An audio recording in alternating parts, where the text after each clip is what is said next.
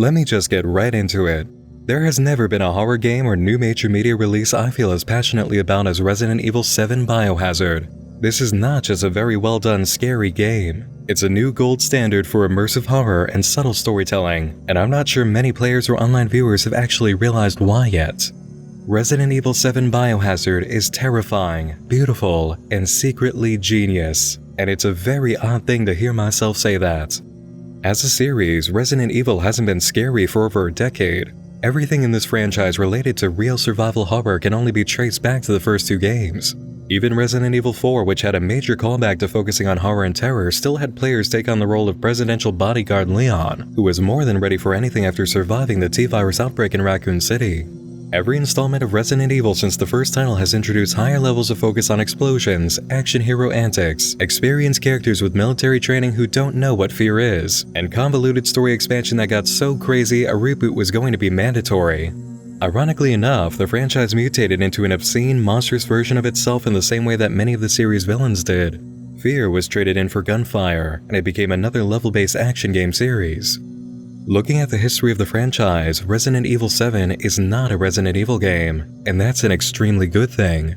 This is a stronger survival horror game than the original Resident Evil, and one of the best horror experiences I've ever seen. It gets as close as it can to the original reputation of the series, which is what many people asked for, and then Capcom takes their efforts even further by stripping the game down to a deeper concentration on fear, suspense, and in-your-face visceral horror.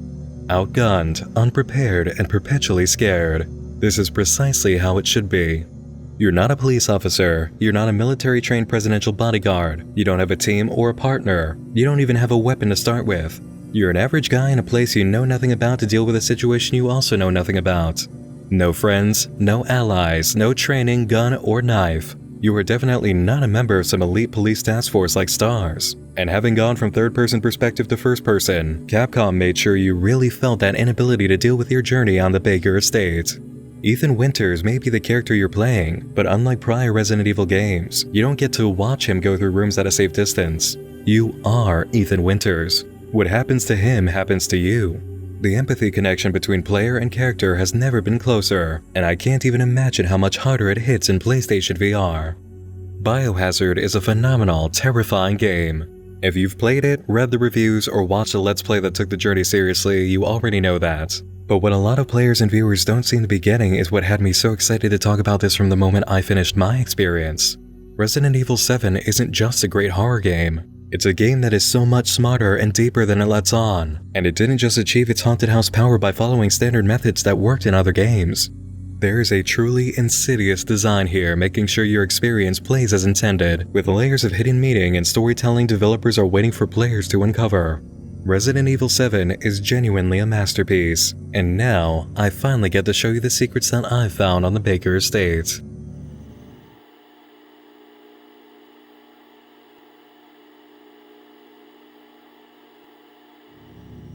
Resident Evil 7 Biohazard is so good at achieving horror and terror that it's not just horror game developers who need to play it. If you want to write a horror movie, TV show, web series, or even a novel, you need to experience this. And if it's a game you want to make, then yes, this is a mandatory purchase. The lessons found in Resident Evil 7 are worthy of their own educational course, and as odd as it seems, learning is the whole reason this game works so well. In order to expose the secrets of the Baker Estate's ability to scare you, we'll be going through a series of experiences relating to their locations. The first area is the guest house, where players are subjected to visitor orientation. After completion of the guest house, we enter the madhouse, where the real fun begins after a player has been properly educated. Fear is largely about the unknown, but tonight, you're going to discover just how important learning was for Resident Evil Biohazard. The foundation of creating fear in any form of media is the same as creating immersion in any fictional property: getting the participant to believe in the world you're showing them. The suspension of disbelief is all about providing evidence for the viewer or player to doubt their disbelief, so they become comfortable in your false reality. Once you've tricked them into accepting your lie and then believing it, the player or viewer becomes adjusted enough to form emotional and mental connective tissue with the world they're viewing, so what happens inside affects those connected. Empathy with living beings inside that world makes the connection even stronger, and there's no style in games more powerful than the first-person approach, putting you inside the body of the character. After watching Mia's videos of a loving goodbye to Ethan followed by a warning to stay away, we form a light emotional bond with her even while backstory is being constructed for the game. Then we switch to Ethan on his way to Dulvey, Louisiana, headed to a place called the Baker Farm after receiving an email from Mia, his wife, who's been missing for 3 years. How do we know all of that? Well, the developers could have gone with the approach of that internal monologue style in Resident Evil 4 where Leon is the narrator, but instead, Capcom chose to go with a much more believable and immersive approach.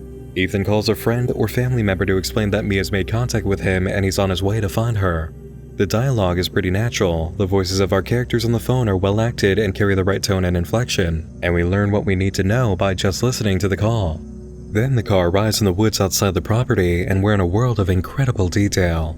Resident Evil 7 has some of the most photorealistic graphics I've ever seen, and my recording footage doesn't do it full justice.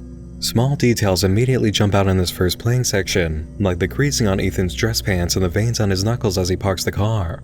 Photorealistic graphics and animations with major attention to detail remind you of the world and trick your brain into believing what you're seeing. The trick gets even better when you step outside. There's no music, there's just natural sound.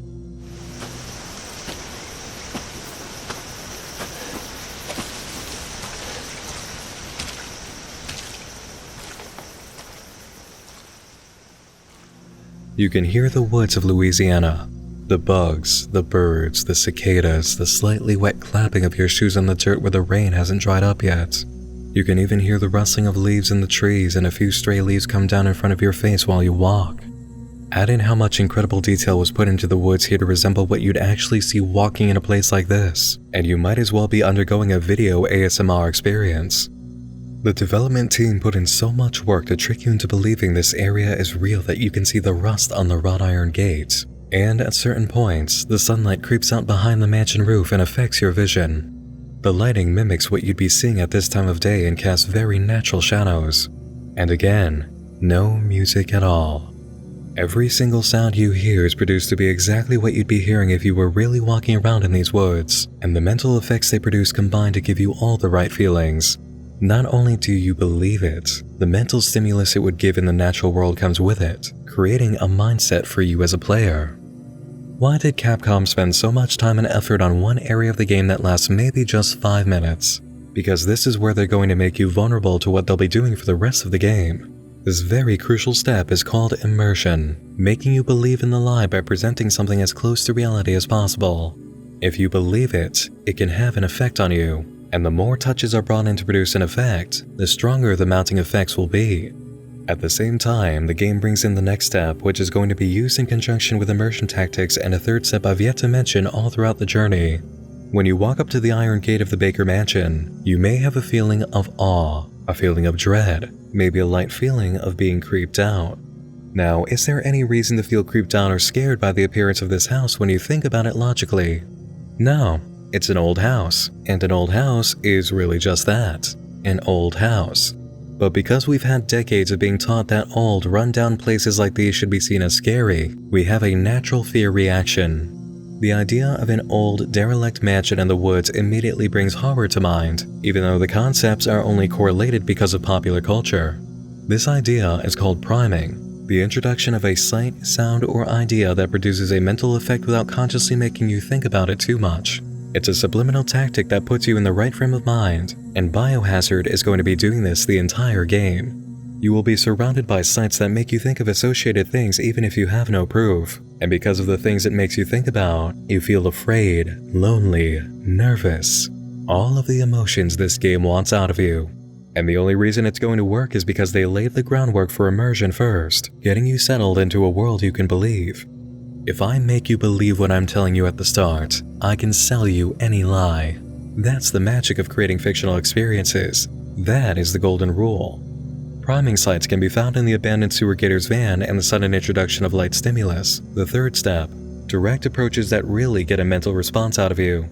You see the abandoned van and you're primed to think of bad things that could have happened. You open the door and find the script about visiting a ghost house, which only makes you feel worse about the mansion. The abandoned van is priming. The script with a creepy message is stimulus. You then get the message, accept her gift, and from here on out, you have increasingly horrible sights like the crows feasting on a body, the dead cow sculpture with saw blades, and the dead crows. None of this is accompanied with music or loud sounds that don't belong. The only loud sound you hear happens when the crows take off. It's all 100% natural and not a spur-of-the-moment jump scare. By the time you reach the guest house of the Baker property, you've been immersed, primed, and given all the right touches of light stimulus to make you nervous about entering a building, especially because once you get inside, you might recognize it as the same place from the demo for Resident Evil 7, and that's no accident. Capcom's choice to use the guest house for their demos made sure that players who enter it for the real game know they're in a dangerous, unpredictable place they've already been taught to fear. And because it is the same place as the demo, but you're now in the full game, you have no idea how much has changed and what you're going to encounter. The demo already taught you that things in this place can change without warning. You have a reason to be afraid. And even if you have absolutely no idea about the demos, no knowledge whatsoever, you're still in for it when you enter the guest house. All 3 stages introduced over the walk up to the house are in full effect once you're inside: immersion, priming, and stimulus. Walking around in the dark with your shirt pocket flashlight, seeing every photorealistic detail of this dilapidated old house, you hear your footsteps echo across old wooden floors, listen to your own breathing in the gusts of wind outside, see every nasty, disgusting area of the kitchen and its broken objects. You've been immersed, you've been primed, there have been bits of stimulus to make you nervous, and now the levels have been raised for harsher tones of priming and stimulus, creating a sense that you're in danger and at some point very soon you're going to be attacked. There is someone or something nearby, and any door you open could be the moment you get hit. You're ready to be scared. And yet, for each door you open and room you explore, the scare doesn't come. You know it's coming, but you haven't been hit yet. And this is where the game really begins to torture you, because you know the further you go, the closer you get to the scare, and the anticipation is driving you insane. I'm going to show you a clip from my playthrough of the game in the guest house while exploring the first floor, and I want you to see precisely what happens and why.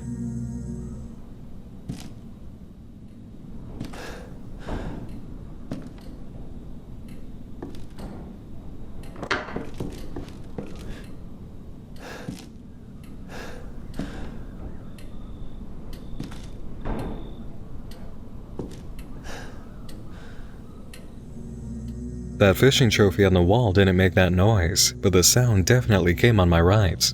And before that, you could hear what seemed like footsteps or movement somewhere else in the house. Those little bangs and creaks coming from a place that I couldn't see, somewhere I may not have investigated yet.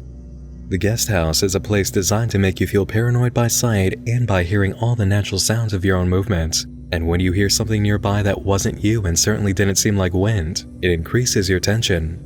The longer you go without running into something and the more you hear noises that seem like you're about to meet the monster, the worse your paranoia gets, making every step into new territory that much harder to take. This kind of anticipation is even worse if you know about the demo, especially after viewing the tape for derelict house footage.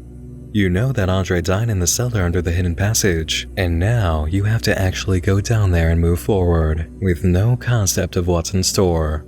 The game has already given you a reason to be afraid of a place you need to go, and it's going to do this again and again and again. It constantly gives you reasons to anticipate something horrible, as you'll see in just a moment. After crawling through the cellar and seeing some nasty surprises, like a wall of murder victims, a list of their names confirming they're dead or worse, and the writing of someone being punished by a man named Daddy, you find Mia, which kicks off the most important phase of the guest house experience. When you approach your missing wife in this absolutely terrifying place, you fully expect that you're going to see something awful when you turn her over. And yet, Mia is just fine. At least physically she looks fine. Mia gives you plenty of reason to be afraid through her frantic behavior after waking up. You follow her, watching her frightened behavior and jumping at the same kind of noises you heard upstairs. The first new room you enter gives us more visual stimulus to underline just how extremely dangerous it is for you to be here. There is a monster in this house, and you and Mia are both right to be afraid of it. You found your wife, but you can lose her again at any second and become a prisoner yourself. And that's basically what happens as Mia disappears. You run to the upper level of the house, now open for you, looking for your wife or whatever took her. The atmosphere is now much more oppressive than before, and again, you've been given a reason to be afraid as Mia is gone. And when you've been shown the way to find your wife through some terrible sounds, they lead behind a door that opens into a dark stairwell you just left. The guest house provides a strong atmosphere of being afraid to open doors. You fear that at any time you enter a new room, something horrible will be waiting for you inside. You've been given reasons to be afraid through the tape of Andre's death in the cellar and the evidence of seriously horrifying events after finding Mia. Now the danger in the house has taken your wife, and the way to find her is through a closed door. Everything you've been dreading now points to one course of action you absolutely have to take that you have learned to hate. You must open a door with something awful on the other side. And when you finally become brave enough to open that door and head down, that's when the ultimate lesson begins. Look, unless you have any more surprises up your sleeve, I suggest you... Now that would be telling, Ethan. And I don't do spoilers. And I don't do spoilers either. Not without warning anyway. We're going to get into heavy spoiler territory now with all of the really great stuff about to be covered. If you haven't been exposed to Biohazard yet, go take care of that before moving on. I always tell viewers to watch or play whatever it is I cover before viewing my videos on the subject, but for this one, seriously, do hold off until you go through the experience. If you have completed Resident Evil 7 though, feel free to continue our dissection of what made it so powerful. Once down the stairs, you spot Mia and realize immediately that your wife is the danger. She gets right up in your face looking absolutely monstrous and throws you up the stairway. There's not much time to recover at all before she comes at you with a knife, and while you're fighting her, a very important event happens. During any major QuickTime conflict in a game, you expect that your character is going to pull through with a few scrapes, maybe a few minor injuries. You do not expect them to take a full butcher knife through the hand. During the first enemy encounter, you're shown just how vulnerable you actually are. Even when Mia's down for the count, she shows that she's absolutely not done yet, and you're thrown into a fight for your life, landing a pretty solid blow with an axe. You didn't expect to have an enemy encounter like this at all. Not with your wife, not with so much damage, and not with the act of killing her. Or not killing her, as you find out when you check up on the body after Zoe calls. Now you're playing a game of cat and mouse with the danger you actually know is nearby, and seeing me in the hallway with a zombie shuffle after collecting the fuse gives you a sense of just how easily she walked off that axe wound. Mia's next act, turning from apologetic to absolutely brutal again, is one of the smartest moves in the game. Being pinned to the wall with a screwdriver while she goes for the chainsaw? Yeah, that's panic-inducing, but you know QuickTime events like this. You always get away at the last second. Except that this time, you absolutely don't, and lose your entire hand right in front of your face, so you can see every single bit of carnage. The way the rest of this fight plays out is marvelously done. Mia breaking in through your escape route with a chainsaw, a gunfight with one hand, and then a knockout punch by Jack Baker. And why is it so fantastic? There are many reasons, but the main takeaway from this whole piece for our lesson on fear mechanics is the best one yet. Experiential learning with a twist. Did you expect that Mia was going to be the monster? Did you expect that you as the player character would be wounded this badly? Did you expect it to happen twice in a row? Did you expect that something this insane, this intense, and this horrifying for a main character would happen this early? I very much doubt it. Your experience in the guest house does so much to fly directly in the face of everything you expect is going to happen. It's not just because the game knows how to design itself to keep you blind in certain areas. It also knows what you're thinking as a player, and it will always use that against you, either by directly defying what you expect is going to happen or playing into your hand for a moment so they can hit you with something even crazier. The takeaway is that you thought you knew how this was all going to go, but really, you don't know a damn thing. Don't even try to pretend that you know, because the developers will prove you wrong. The most crucial element of fear is the unknown. If you don't know what the danger is or where it's hiding, but you're receiving signs of being in danger, then you will be afraid. Unprepared, unaware, uneducated. The more knowledge is taken away and the more nervous you're made to be, the more terrified you'll become. Eliminating a player's sense that they know what's going to happen or what cannot happen to them is crucial to the game. You've been mentally blinded as well as constantly being in the dark. The lessons taught in the guest house are tested and reaffirmed in the following segment that begins with dinner and ends in the garage. You wake up at the table with the Bakers, where you're given all sorts of direct stimulus and reasons to be freaked out. It's crazy, but it's not silly. It's both horrifying and realistic, because the actors and animators fully intended it to be, even if it is insane. And worse than anything else in this cutscene is the first major lesson you've learned. You can absolutely be horribly mutilated in a cutscene. Your power to avoid major injuries as a main character was just violated in the guest house in the most traumatizing way. When Jack Baker sticks that knife in your mouth and you hear the sound of metal scraping on teeth, you honestly don't know what's about to happen.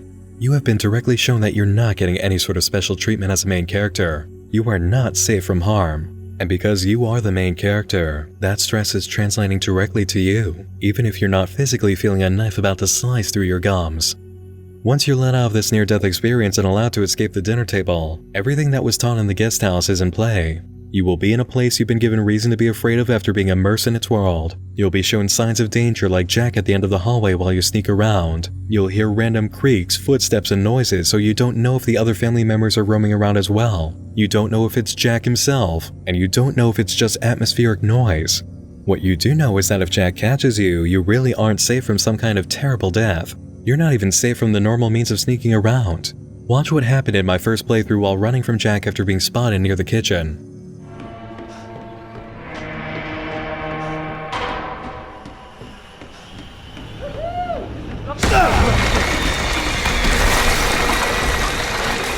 You're wasting your time! So now you know that Jack can break through walls while you're trying to get away from him. You don't know how many walls or what areas, you just know that he can do that, and you're really terrified of being caught now, because again, anything can happen. In fact, the game legitimately shows you that to make their point stick. Escaping from Jack Baker involves finding a key to a hatch in the pantry. I'm going to show you what happened when I got the key and tried to get inside while Jack knew where I was running. You came to the wrong house, boy!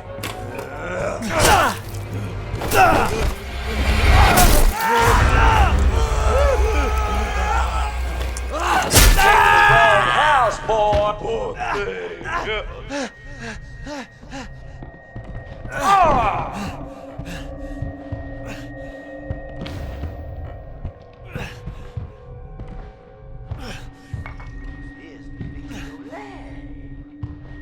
You can do it.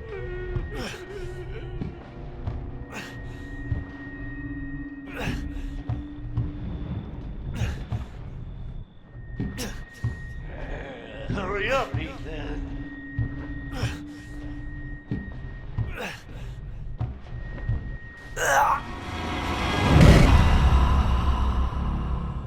During that segment, you might have heard a bottle placed on the floor and Jack say, "Use this to fix your leg." Apparently, when this happens, he gives you a bottle of first aid chemical to use in reattaching your leg. I didn't realize this because the experience made me think I just needed to escape from Jack as quickly as possible, so I bled out and died trying to get away. In short, the game got me to panic after showing just how brutally I could be hurt in first person. This won't happen to everybody. It's an encounter that occurs depending on how injured you are when you get to the hatch. The point is, the game showed me how extremely unpredictable it is. You don't just die when someone catches you. They can do horrible, brutal things to you and then give you a few seconds to panic while trying to save yourself. And then you die. The lesson from all of this? You don't know a damn thing that's going to happen with this game. And we see this point repeated again with the police officer and Jack during the garage battle. I've seen playthroughs where Jack managed to get in the car before the player. Sometimes he ran them over and killed them. Sometimes he crashed the car and it blew up, then he got out and started attacking. For me, I got to have a leg chopping experience all over again that really induced a panic reaction.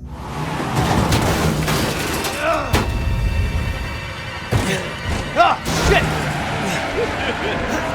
Sorry, Ethan.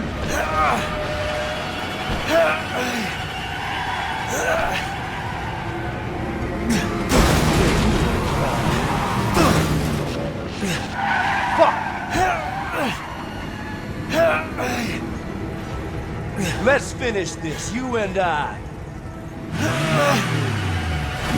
Oh yeah, I'm gonna take you for a ride. No, no, no, no, no!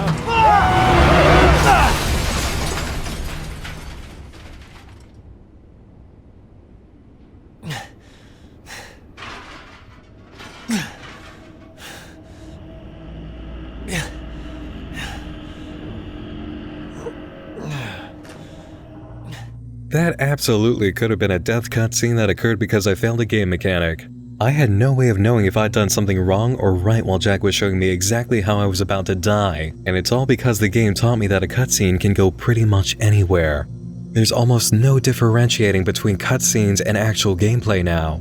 It went even further when Jack stepped out of the car on fire after being gored by metal piping, grabbed me and picked me up. The car exploded then, putting him down for good. Until I went for the latter, of course, and the cutscene everybody gets of Jack shooting himself in the head played.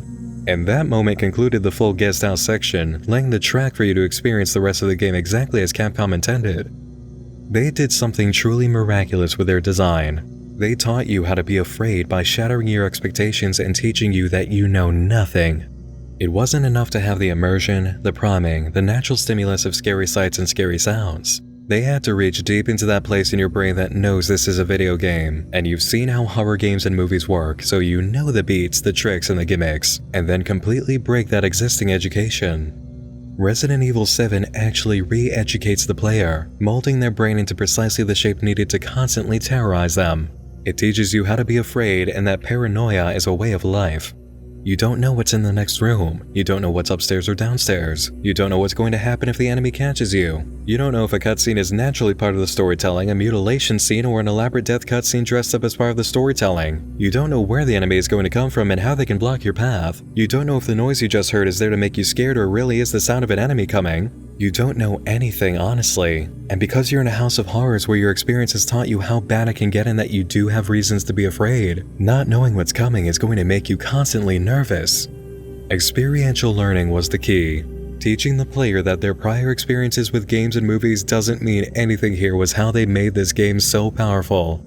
It is, in short, genius. Teaching by experience that you can't really learn anything from the experience, so you never know what's coming. Horror tropes, cliches, and common video game occurrences will fail you. You are never ever sure of yourself, and the entire construction of the game makes it so that even a safe room doesn't feel completely safe. You'll end up closing doors behind you in safe rooms just in case something wanders up from behind. Mostly because you come to find out that yes, you can enter a room where there isn't any monster waiting for you inside, and then hear growling and scraping from behind you where you just came in and you have about 2 seconds to react. It happened to me more than once. The guest house phase is your classroom, and the east wing of the mansion with the garage fight is your test. Once you've cleared all of that, you've been properly educated and are allowed to enter the madhouse. So how does your course in the game's beginning get you set up for exploring the rest of the Baker estate? For one thing, paranoia is always with you, especially in the form of Grandma Baker, who appears at random and always turns her head to follow your movements. It seems you can never get away from this woman. She just keeps coming around in her wheelchair, saying nothing, doing nothing, just staring at you, turning her head to keep eye contact. It's completely unnerving, especially when she begins to make her presence known by humming the tune to Aunt Rhody.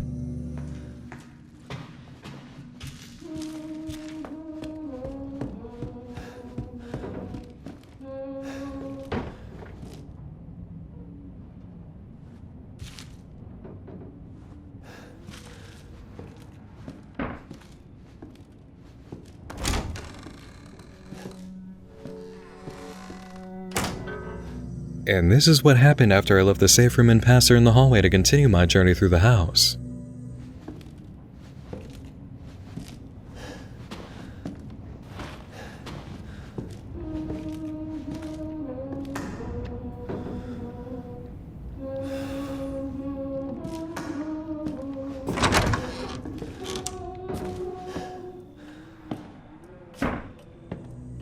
You might even get lucky enough while Jack is hunting you in the main house to catch sight of Grandma Baker sitting in her room as pinpointed on the map.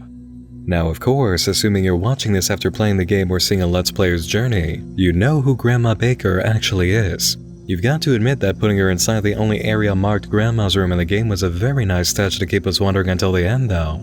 But beyond good old Grandma's habit of following you around in the creepiest way, Madhouse has plenty of surprises to really keep you in suspense, make you paranoid, and be sure you stay afraid.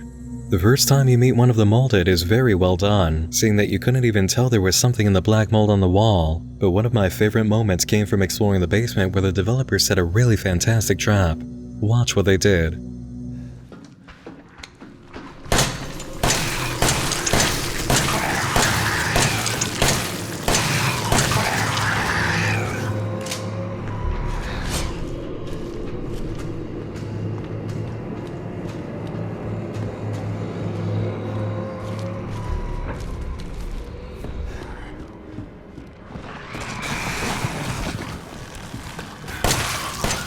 The developers actually knew that most players wouldn't be able to shoot the first molded in the basement down, so they would run away. To punish them for running, they put a surprise enemy in the hallway, blocking your means of escape. See what I mean now about this game knowing precisely what you'll think and exploiting it? This experience teaches you that just like Jack in the very first molder that came from the wall, enemies can appear just about anywhere. Again, you're given genuine reasons to be afraid no matter where you go. How are you supposed to feel safe when you're shown the game is smart enough to tell when you're going to try running away? And as for fighting enemies, a bit of genius that comes from the design and programming you've gotta love is battle damage. Whether fighting Mia or Jack, there's a good chance you were able to see the gunshot wounds you inflicted, and then see after taking a moment to reload that the wounds had already started disappearing. You can shoot them, see that you shot them as the flesh flies off their body and the blood pours out, and then see how little that actually did as they keep moving towards you with shotgun wounds healing in real time. That is terrifying to witness as your ammunition runs out, leaving you with just a close combat weapon to take care of things. And even when you manage to do the impossible and kill one of these overpowered zombies that can heal themselves, you don't get to feel brave for very long. Each new area presents a whole different atmosphere of danger, and there are always new tricks at play to make sure you stay scared. Marguerite's baby doll boardwalk sets quite a tone for your journey into the old house, and even after you dispose of her, there's more to come. I had 2 moments back to back in the old house immediately after disposing of Marguerite that I'm sure some of you will relate to.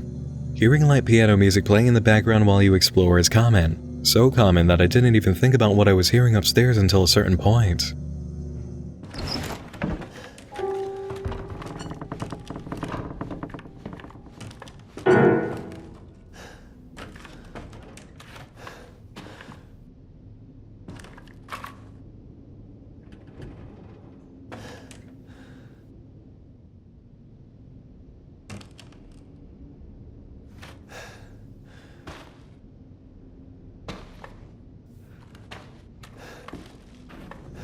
And after this, I came across a moment of design that was pretty brilliant and made me stop in my tracks. While you work your way through the old house fighting Marguerite, you'll have to deal with some very big mosquitoes, which I usually got rid of by using the knife. You come to know the shape of these enemies in your peripheral vision and how quickly they can appear. You've got to act fast to get rid of them. Take a look at this clever use of lighting I came across immediately after walking away from the piano trick.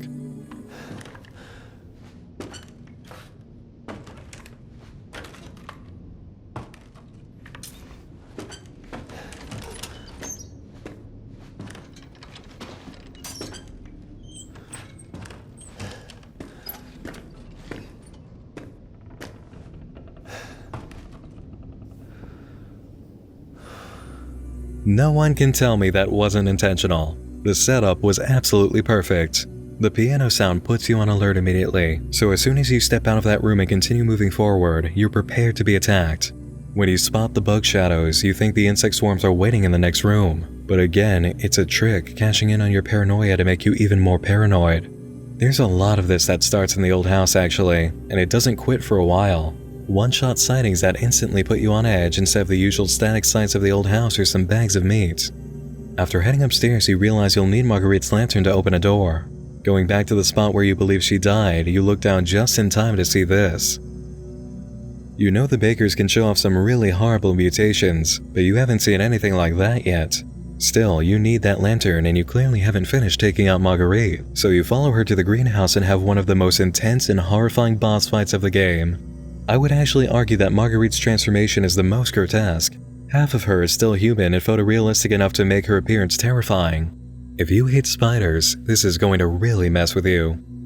Marguerite is also responsible for something else I've got to applaud about Resident Evil 7. Every single jump scare makes sense. They put in the work and they earn it.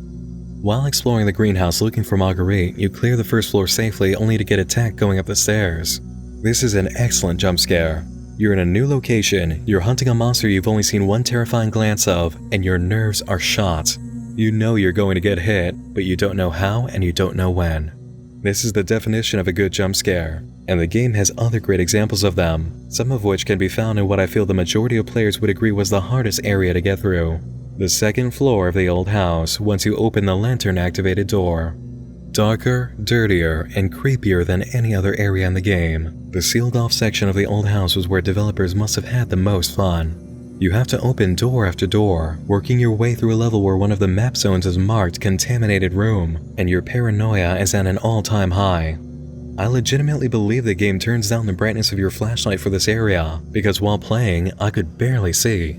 It was so bad that I had to basically crawl through these rooms one step at a time, making my way immediately to the corner so I could keep track of anything that showed up in front of me. The sound effects and sudden noises are harsher in here than they were in any area previously, and being greeted to sights like these when entering a new room does not help things.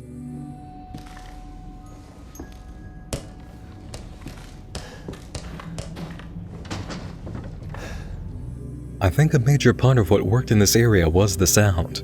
You're going through a series of rooms that were obviously playrooms for the kids. You can see the toys, the furniture, the stuffed animals, all of it. The music and the sounds playing are all the type of noises you would hear in rooms like these.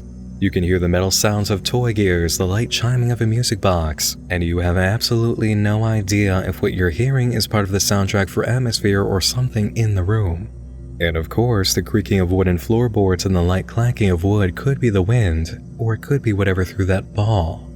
You don't know if the girl adopted by the Bakers is hiding in here, and you don't know what she can do, but something is in here with you, and you can tell it's not friendly. This next piece underlines exactly how much this area design gets to you. Watch my reaction.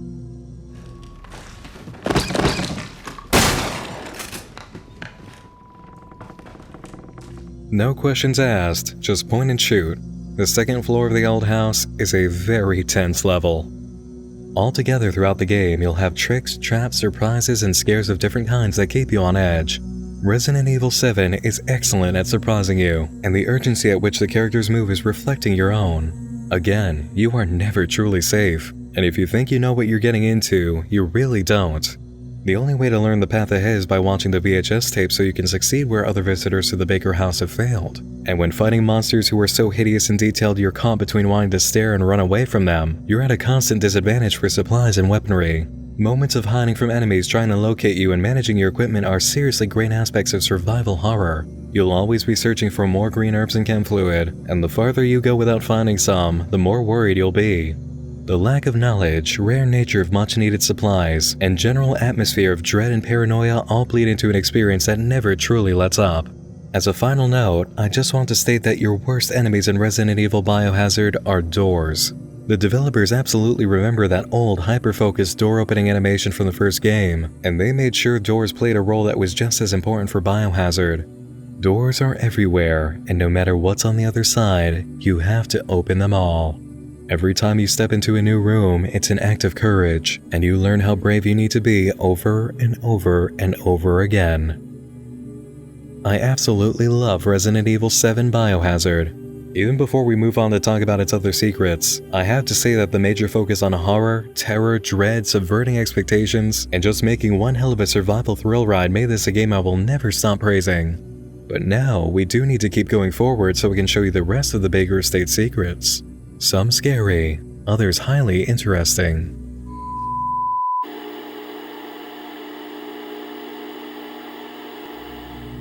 Of all the games that have a lot of visual metaphors and hidden meanings in their design, I least expected a Resident Evil title. The amount of love that went into crafting Biohazard is very clear, especially when you look under the surface. There are a lot of mysteries involved with the Baker Estate and plenty of secrets that have yet to be built on, but I think the best are the ones hidden in plain sight. Many details in the game are there to just be incredible details, like the shadow cast by a fan in the main hallway and the huge massive bodies trapped in Evelyn's mold on the boat. But one thing I'd really like to pinpoint to start our discussion is this: a piece of burnt toast. Is there anything you notice about this piece of toast? Look closely. Do you see it now? There's mold growing on it. Someone who designed the objects in this room cared enough to add that little touch when they didn't have to. And while we're looking at this, you can also see the scuff marks and dry spots on the table, the edges of the individual pieces of wood in the tabletop, the light shining on the areas where the wood finish hasn't been rubbed away. The design team cared, and I mean they really, seriously cared. So much so that it doesn't end with how good the visuals actually look. The mold on this piece of toast is here not just to show the age of the toast left on the table like the fruit on the other side, but to bring to mind an idea: mold in the house. Throughout your journey, you'll encounter a lot of Evelyn's black mold. Her victims are completely overtaken by it, the Bakers and Mia are fully infected, and you can see it in different parts of the house. But did you notice in your playthrough that the mold is actually growing throughout the night? When you first enter the upstairs area where the bathroom and kids' bedrooms are, the hallway is clean and well lit. Later, after you kill Jack and Marguerite, the hallway is completely overrun by the mold. It's taking over the house, and this infestation is getting worse by the hour. We also see another area where black mold ruined the home. The old house, with an upstairs level so completely destroyed by it that the map mentions a contaminated room. Even though Evelyn's mold is a creation of the writing, black mold is a very real type of biohazardous infestation that affects buildings. Black mold is poisonous to human beings, generating a lot of health issues, and a major infestation can destroy a home and make anyone living in it very sick. It grows where there's been water damage indoors, especially when that water damage goes untreated.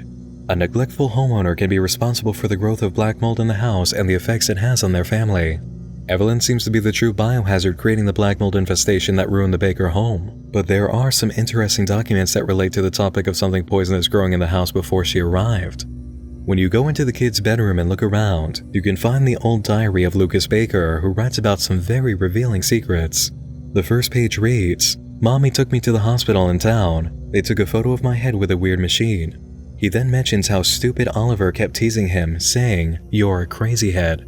Lucas responded by tricking Oliver into coming over for his birthday party and then locking him in the attic using a remote control.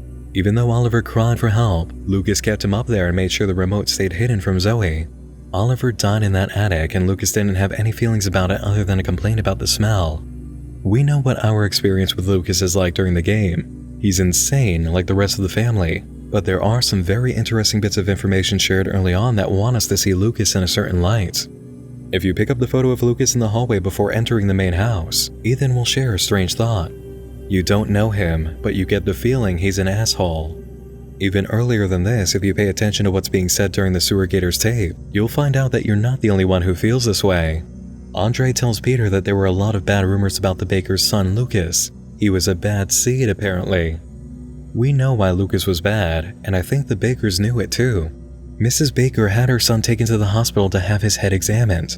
It could have been for some kind of injury we didn't get to read about, but the very next diary page mentioned Oliver calling Lucas a crazy head. Wouldn't Lucas have needed a reputation around the schoolyard for kids to call him that? He must have done something to earn it, and whatever he did at school, his reputation followed him enough to catch on.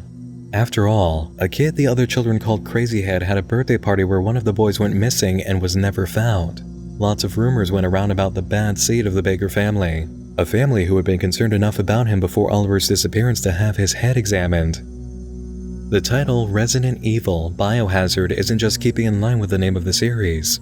In the game, there really is a Resident Evil. There's an evil residing in the Baker house. We find out that it's the Bakers and then realize the root of that evil is Evelyn. The walking biohazard is our true Resident Evil. But putting together puzzle pieces found throughout the game points to a deeper secret. There was a Resident Evil in the home all along, even before Evelyn, and his name was Lucas. He was the black mold growing in the house the entire time, threatening the health of a family and the safety of a home. Not taking proper action to face the issue, like an infestation of black mold, led to the unchecked growth of someone who certainly wouldn't have stopped killing with just Oliver. Lucas was smart enough to win robotics and engineering trophies as a child and had no empathy for others. He only would have become more dangerous with age. So dangerous, in fact, that rumors would continue to circulate about him. Lots of rumors. Jack Baker's one moment of lucidity with Ethan has him claiming that none of them are killers, including his boy Lucas. But that's the real fear at the heart of this game. There are few nightmares that are scarier to a family than finding out one of the children they love is evil, and when evidence is provided to show something is wrong with that son or daughter, they may turn a willing blind eye or be too under the spell of the child to face reality. Nobody wants to accept that they allowed black mold to grow in the walls of their house. People will play off the headaches and odd smells as something that's just a random unfortunate occurrence, putting off the problem until the infestation is too strong to fix. Eventually, the home is ruined, as we see during the end of the game. The Bakers didn't want to accept the truth about darling 10-year-old Evelyn until it was too late, and they certainly didn't want to accept it about their own son. The design concept here was absolutely brilliant. Evelyn and her bioweapon power is a literal metaphor that stands for what's been going on in the Baker house the entire time. A very dangerous, evil child, poison to everyone around them, and there's no admitting what everyone suspected until it was too late. The meaning of the title Resident Evil now has more impact than it ever did before. Another awesome touch at play throughout the game concerns Evelyn, and it's not just the notes we pick up toward the end identifying her as Grandma Baker. We were told pretty early that Evelyn and Grandma were the same person using one of the coolest visual tricks I've ever seen. Whenever you encounter Grandma Baker, the same thing happens, right? She's laying back in her chair, head barely supported, but she manages to always turn it enough to follow you around. Experiment a little by walking around her chair in open areas and you'll definitely see it.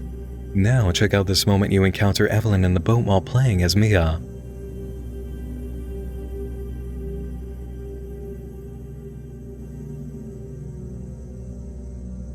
It's the same animation and the same physical setup.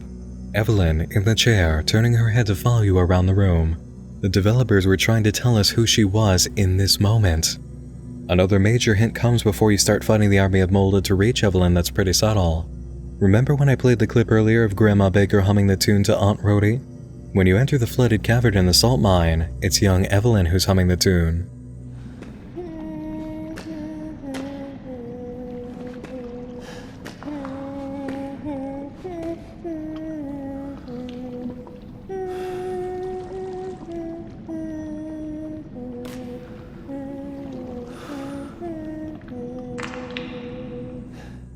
Everything does of course come together for a player when they find the picture from the beginning of the game of Grandma Baker marked E001, but the signs were placed much earlier and much more quietly than this.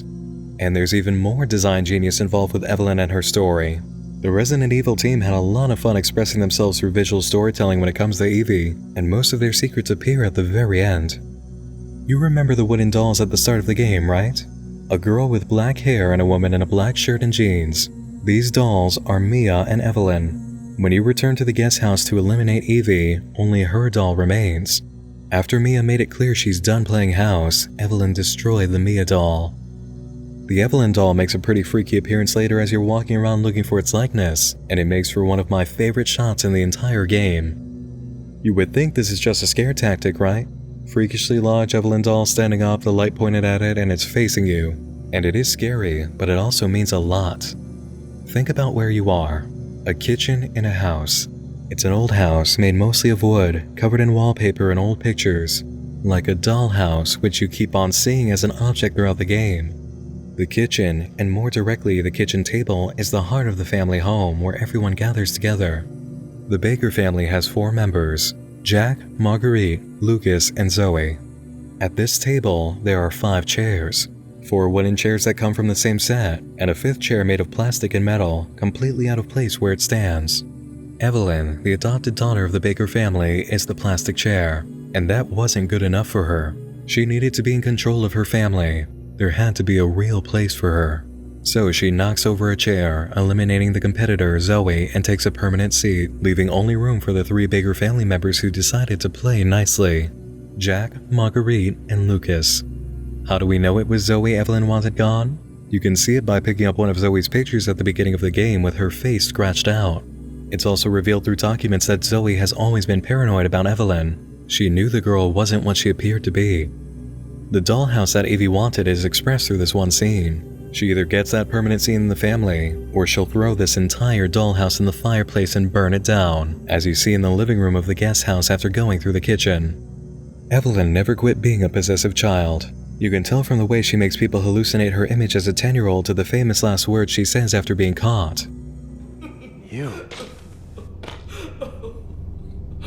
Why does everyone hate me? Was Evelyn actually evil, or was she a girl without a family who didn't know better? After all, she was raised in a lab and created as a biohazardous human being. Who's to say that she didn't have the same needs as a child and just wasn't raised to know any morals?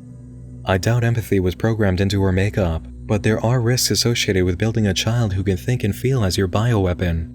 The ending really makes you consider this in a different light. Finally, for the topic of visual symbols and metaphors, did anybody else notice that there may have been some secret backstory with Marguerite?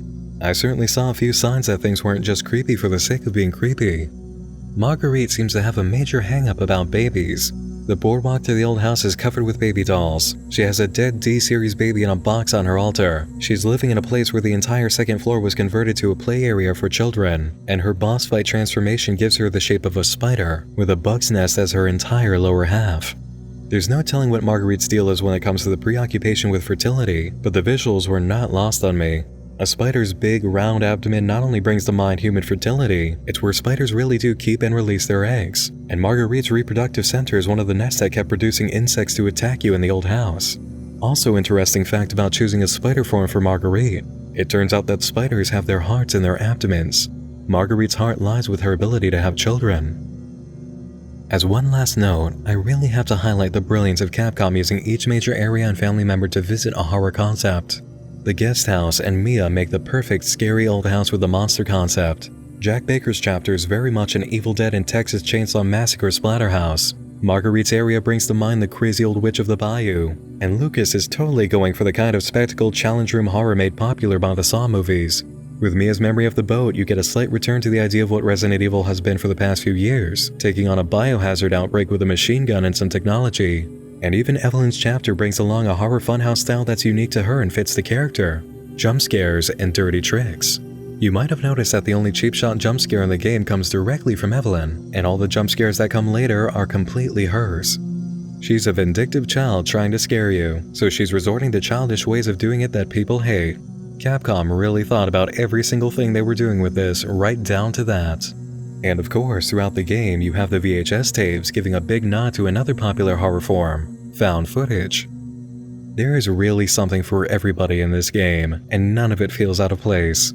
All these different approaches to horror really do mesh together into one big, awesome thrill house that keeps on surprising you. And just for bonus points to add to Capcom's score for Resident Evil 7, the writing and design is so good that there's even a valid reason the house has so much ammunition and weaponry. You'll find hunting trophies all over the place, making it clear that the family hunts. You discover that Jack was a Marine by picking up his photo in the bedroom. There are books on war and combat in the house. And, well, it's the backwoods of Louisiana, so come on, you shouldn't be surprised. And as for the really crazy weapons like the burner and grenade launcher, we actually find the weapon blueprints drawn up in the house, including maps to find them on the back. When you look at the weapons in your inventory, you'll see the description reads that they're homemade weapons, and after visiting Lucas's room and going through his area, you'll understand that he was the one who made them. It actually makes sense for there to be so much ammunition and standard weapons in the Baker house, and it makes sense when you find the crazier weapons because there's an inventor in the house with a habit of hunting and torturing strangers with elaborate machines. You can't even make jokes about finding these items, because from a story standpoint, they have perfect reasons to be there. As soon as I finished playing Resident Evil 7, I wanted more. Just going back in to record more footage for things I needed to examine, it felt good to walk around the Baker estate and be playing the game even though I'd already beaten it. I never experienced that with games. I enjoyed it so much that I wish I had bought the collector's edition. I enjoyed it so much that I bought the official soundtrack to the game, and that is something I've never ever done. Not for a game, not even for a movie. It's really great to put on if you want to get right back into a creepy mood, and there's a lot of great tracks on here beyond the full version of Go Tell Aunt Rhody. I have exactly 2 complaints about the game, and only 2. First, I wish the path of choosing Zoe for the serum had included a much more different branching storyline than we got for it. Aside from 2 events and more of a sad ending, there really wasn't any difference at all, and I feel it was a missed opportunity. For my second complaint, some of the facial animations really failed to move with voices properly. I feel as if they could have spent a bit more time fine-tuning that so it wouldn't have been so painfully noticeable at certain points. But for all the power and effort that went into all the other graphics, I suppose that a few minor things did have to suffer. Maybe it was a hazard of working with motion capture. I really don't know. What I do know is that this was an amazing experience. I love this game so much more than I expected to, and it's a mandatory playthrough for horror fans. I've had so much to talk about with this that gathering all my thoughts was a chore for once. This was not an easy video to write, purely because I couldn't stop thinking about all the things I wanted to say. I still haven't even touched on all the mystery elements of the house and the implications of certain documents, areas, and events. It might even have to wait until the free Not a Hero story chapter is released, but I don't know if I can even wait until then. If I were a reviewer who gave out scores to games, this would absolutely be a 9 out of 10. The complaints I do have keep it from reaching that absolute perfect 100% 10, but I definitely stand by a score of 9. I seriously cannot wait for the next Resident Evil title. Capcom, if you're listening, please keep going exactly as you are. Get as much mileage out of the new Resident Evil engine as you can, stay in first person, keep putting unsuspecting main characters in situations they're not prepared to handle, and keep on scaring and shocking the hell out of players when they least expect it. This is how you bring horror games back from the dead. Major thanks to Capcom and their whole team for making Resident Evil 7, and major thanks to all of you for watching, my supporters on Patreon, and everybody who's been patiently waiting to see more Night Mind. This has been a very difficult winter with a lot of tough, unexpected, and sad events of a serious nature that kept me from working, but I am glad to say that I've gotten through it, I'm uploading regularly again, and I am feeling great. It is very, very good to be back. Thank you all for joining me in the dark again this evening. Once more, I'm Nick Nocturne, and just like a member of the Baker family you think you just killed, I'll be back again real soon. Sleep tight.